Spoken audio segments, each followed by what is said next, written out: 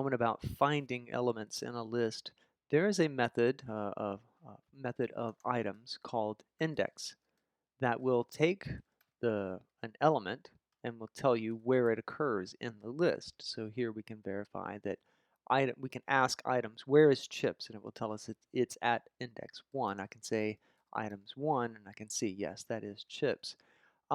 It is a problem though, in that like so many other things here, if you ask for something that doesn't exist, like if we say where's the fog machine, it creates another exception. This is a value error, and it's saying that that is not in our list. So how can we see if something is in our list? Well, we saw this with the crow's nest exercise. When we were trying to figure out if a given character was a vowel, we could say, is that character equal to A, or is that character equal to E, and so forth. But it was much easier to say, is this character in the list A, E, I, O, U?